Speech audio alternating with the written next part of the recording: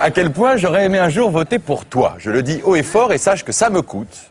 Moi qui suis en public d'une prudence politique qui frise la couardise intellectuelle, ayant trop peur de perdre quelques strapontins lors de l'exploitation de ma prochaine pièce et sachant pertinemment qu'au vu du prix exorbitant d'une place de théâtre à Paris, il serait littéralement suicidaire de me mettre à dos la vieille bourgeoise UMP, celle qui traîne son connard de cocu en cachemire dans toutes les premières à la mode, s'encanaillant chez Jean Genet tout en regrettant Guitry, oui, moi qui préférerais jouer un texte de Jean-Marie Bigard à poil, ou co-présenter une émission avec Nagui, plutôt que de m'encarter dans un quelconque parti, il faut bien que je t'avoue, je t'adore, Michel Rocard. Ton intégrité légendaire, ton petit côté schtroumpf à lunettes dans les dortoirs de Sciences Po, ton refus de diaboliser Sarko pour mieux lui pisser dessus dès qu'il dépasse vraiment les bornes, c'est-à-dire chaque semaine, Michel, je t'aime. Du coup, mardi, dans la nuit, alors que je dors seul pour la première fois depuis 1912, ayant pris l'habitude d'avoir toujours une femme d'avance, mardi, j'ai fait un rêve, I have a dream. Et dans ce rêve, Michel, tu as 45 ans. Tu es beau comme un dieu, le poil aussi vif que Manuel Valls, prêt à exploser Aubry, Sarko, Villepin, DSK et tous les Mohamed Ali de la politique française sur le ring de 2012. Les pectoraux gonflés jusque dans le cerveau, te voilà sur le point d'envahir l'Élysée, qui tente ta délicieuse épouse pour la Carla Bruni de demain. Aujourd'hui, Miss Languedoc-Roussillon, mais bientôt numéro 1 au hit parade de l'opportunisme, une beauté absolue avec qui je rêve que tu passes des nuits folles sans nous refaire le coup de l'attaque cérébrale. Comme il fut doux ce rêve, Michel, comme je rêverais que tu aies encore l'âge d'envoyer au tapis de cette foule d'agités gouvernementaux qui confondent Matignon avec le fitness de l'hôtel Coste, et à côté de qui tu ressembles malheureusement à Gandalf dans Le Seigneur des Anneaux.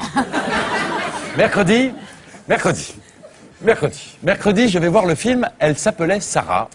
Énième guimauve utilisant jusqu'à la lie le souvenir de la Shoah afin de renflouer les caisses lacrymales du cinéma français. Après la rafle, fable extra-lucide qui nous montrait avec audace que les petits juifs étaient finalement beaucoup plus émouvants que les officiers nazis, ce qui m'a surpris. Là, c'est horrible. La rafle qui surfait sans complexe sur le fameux devoir de mémoire.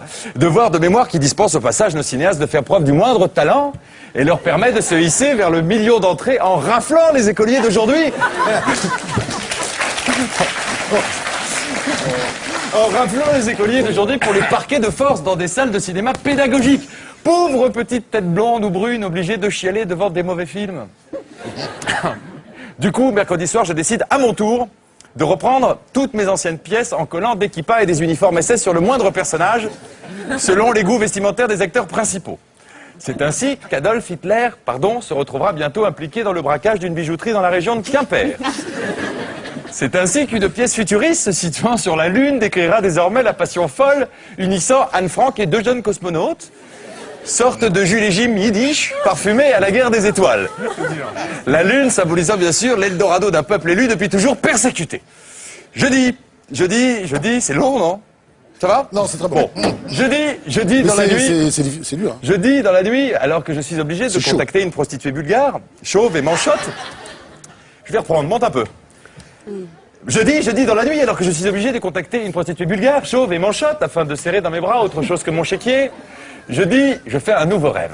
Celui dans lequel je pourrais dégueuler sur Netanyahou et la politique menée par l'État d'Israël sans que personne ne me traite pour autant d'antisémite ou d'antisémite refoulé, ou de demi-antisémite, ou de quart d'antisémite, ou d'antisémite inconscient de dans 3 ans qui au fond de lui n'ose le dire consciemment, mais qui en fait rêve de voir pendu Patrick Borel, Primo Levi, Pierre Bénichou, Elsa Zilberstein, et ce qu'il reste d'Ariel Sharon dans le même sac, blanche kippa et kippa blanche, moi qui suis tellement con que je n'ai pas saisi cette notion très subtile selon laquelle s'indigner devant une politique honteuse, c'est, mais bien sûr, vouloir du mal à tous les juifs de la planète.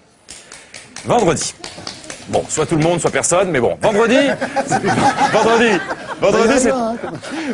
c'est-à-dire ce matin, après m'être sans doute couché ivre de vodka pomme, je me réveille à côté d'une silhouette délicieusement sombre. À coup sûr, une beauté africaine. Vu que mes doigts roulent comme des billes sur cette peau dont la formule chimique est aussi jalousement gardée que celle du Coca-Cola, elle dort encore, à coup sûr épuisée par cette nuit de gymnastique que j'ai dû lui offrir. J'entr'ouvre les rideaux, la personne se retourne. Nom d'un cul, c'est Dieudonné.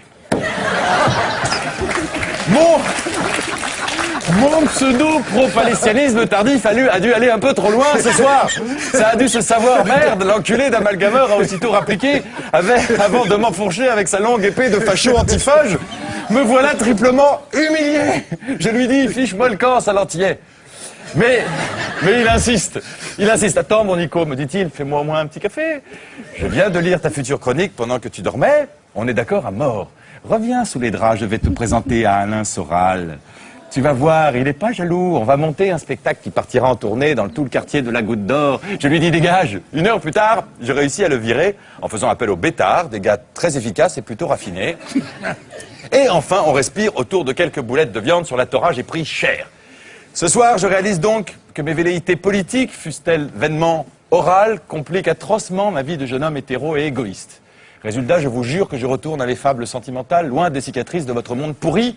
Voilà, pour moi, ce fut une semaine de merde, alors imaginez ce que je pense de la vôtre. Merci Nicolas.